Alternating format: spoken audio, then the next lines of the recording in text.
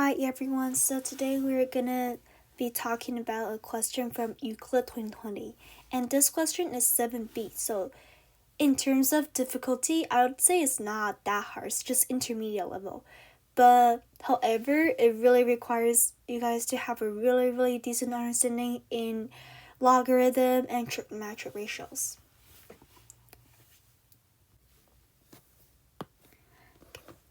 So first, let me just copy down the equation from the question.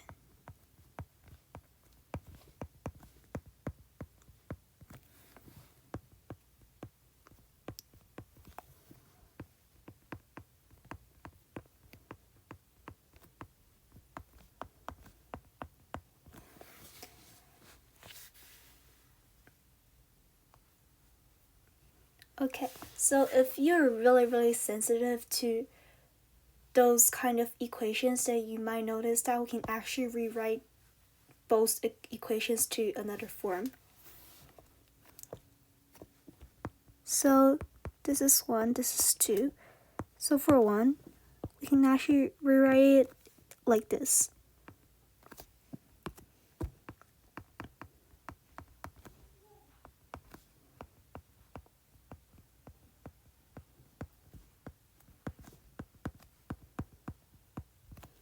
And for 2,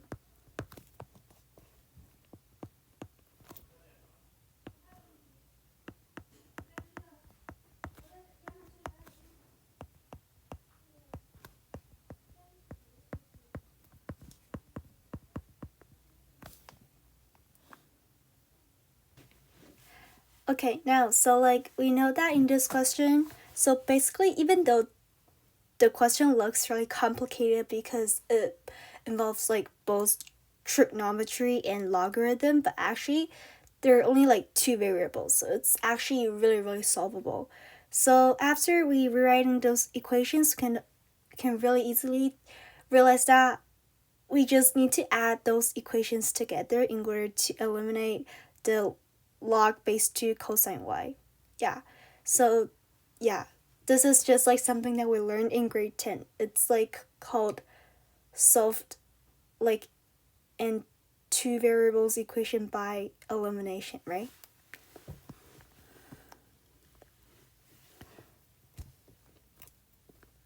So I'm just gonna write 1 plus 2. So these two just got cancelled, the up and bottom.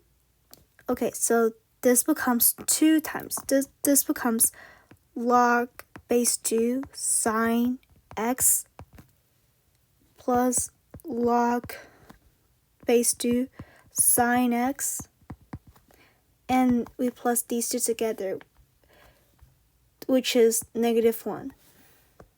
Okay, so this is basically just 2 times, this is basically just 2 times log base 2 sine x, just -1. And then we can move the 2 to the other side, so we get log base 2 sine x equals -1/2. And after this, just trying to solve for x, right? So if log base 2 sine x equals to -1/2, this means that sine x equals to 2 to the power of -1/2, which is 1 over square root of 2. Okay, so if you are really familiar with special angles and special ratios in right triangles, then you may realize that this is just the sine ratio in the isosceles right triangle. 45, and we have a right angle over here. So, and these two sides are indeed equal. And after this, we have a ratio.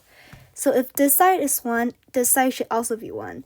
And the hypotenuse is just square root of 1 plus 1, which is square root of 2. And after this, we can notice that sine ratio, which is opposite over hypotenuse, is just, so if we use this 45, then sine 45 is just, let me use another color. So opposite is just this side to the angle over here, right? And then hypotenuse is always square root of 2.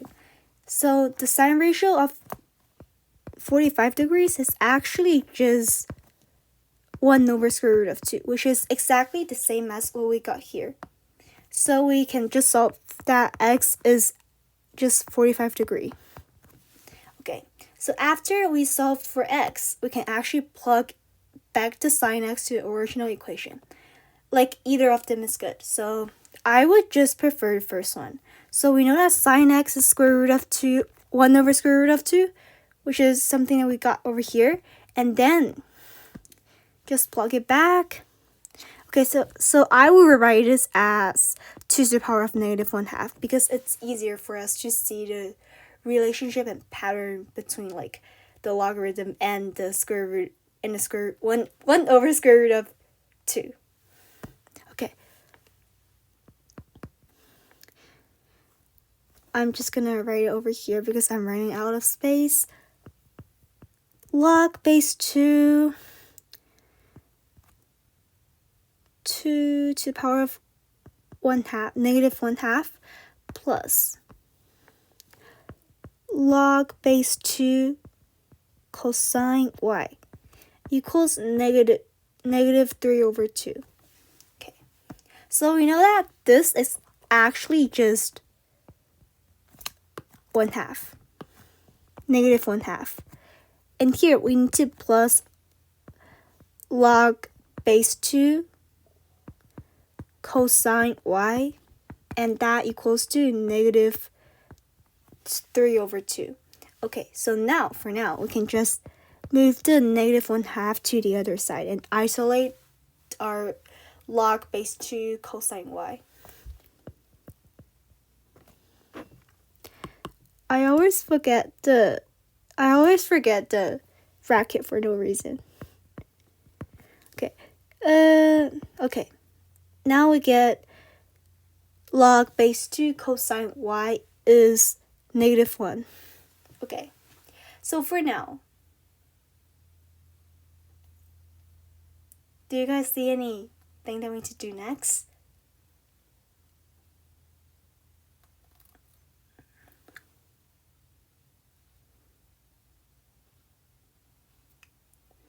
Okay, so basically what we need to do right now is just trying to find the value of y, right?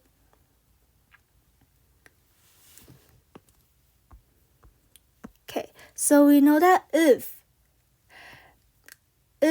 log base 2 cosine y equals -1, then we know that cosine y is just 2 to the power of -1, which is 1/2. So again, if you guys are really sensitive to those trigonometric ratios, then you will notice that 1/2 is just actually cosine 60 degree. Okay, so again, let me draw this special triangle for this one. If this one's 30 degree and this one's 90 and this one must be 60, right? And the ratio of this is 1 square root of 3 and 2. Because square root of 3 squared plus 1 squared is 4, which is 4. And once we square root of 4, we get 2. So that's the ratio. And we know cosine is adjacent over hypotenuse. So right now, if this is the angle that we're aiming for, let's just try its adjacent, which is 1. Okay, 1 over hypotenuse, which is 2, so it's 1/2. Exactly what we have here. So, yeah. So that we can know that y is actually just 60 degree. Okay, sorry, I'm really sorry that I forget to mention that, because in the question, it says that for both x and y, so for both x and y, it has a range, right? So 0 is less than or equal to x and less than 180, and 0 is less than or equal to y and less than 180. So in this question, I believe this is something in pre-cal 11, but okay, so yeah, so we know that besides for x, so besides 45, we also get another value which will lead us to the exactly same result once we use the sign ratio. So what I meant by that is, okay, so let me just draw the, oh my god, really ugly one. Okay, I'm just gonna use, oh my god, wrong one. Okay, let me just use this one to explain. Okay, so if we have a 45, oh my god, I don't know why I chose the eraser. So if we draw a 45-degree line over here, we know that this is 45, right? And cosine 45 again is, sine 45 over here is just opposite over hypotenuse, right? Opposite this line, right? Opposite, and hypotenuse is this line. Okay, opposite, hypotenuse, right? And once we have, but if we have a reference angle over here, so we know that this angle, this is actually 135 degree, but the reference angle of this angle is just this. So we know that, and so we know that this triangle is exactly the same as this one we have over here. But however, it is really important to be aware of that this property is only applicable to sine ratio in this question. So for cosine y, or just y, cosine y, so we don't actually have this property because sine ratio itself just doesn't have this property. So what I mean by that is so suppose that this cosine ratio actually has this property, then we will have a, so if this 60 degree, right? So, and then we must also have a 60 degree over here, right? Then this angle is, so also we have an angle over here, right? Then this angle is just 120 degree, right? But for cosine, we know that it's adjacent over hypotenuse. So we know that hypotenuse is always just this line, right? But for adjacent, that adjacent in this case is actually this line. But we know that in a coordinate system, x over here is actually negative. So imagine a positive number over, imagine that if we have a negative number over a positive number, then the entire fraction will just be negative. But right over here, we only want a positive 1/2, and then it says that also y has to be greater or equal to 0 and then less than 180. So actually we know that there's only one solution for y, because if we get 120, then it will be negative 1/2, which is not the exactly same thing that we want, right? So that's why cosine doesn't have this property, but y has. Okay, so how I memorized this is actually I just put up random letters together in order to memorize this. So I just used ASTC. So those so A stands for all, and S is just sine, T is tangent, and C is cosine. Yeah, so in those quadrants, So okay, so the first one's just first, right? First quadrant. Second is just second quadrant, and third one's just third quadrant, and fourth is just fourth quadrant. So in the first quadrants, like basically all the trigonometric ratios are positive, and in second quadrants, only sine is positive, and then in third quadrants, tangent ratio is positive, and lastly, in the fourth quadrants, cosine ratio is positive, because intuitively, like, yeah, we get basically like, so like in the fourth quadrants, right here, right, if we have an angle right here, a random angle, we know that it's like, oh my god, it's like adjacent. So if we have an angle over here, it's like adjacent over hypotenuse, right? Adjacent in this case is this one, and hypotenuse in this case is this one. So again, positive and positive, so this turns up. So this definitely turns up positive. Okay, so that's how I memorized those kind of like positive and negative trigonometric ratios. Okay, so back to our question over here. We know that for y, we have only one solution, and for x, we actually have two possible solutions. So this turns out that we're having two answer pairs. So the first one is just 45 degree for x, and then 60 degree for y. And then the second one is 135 degree for x, and then again 60 degree for y. So these two are the possible solutions. These two are the possible answer pairs for this question, and yeah, and then that's it for this question. Yeah.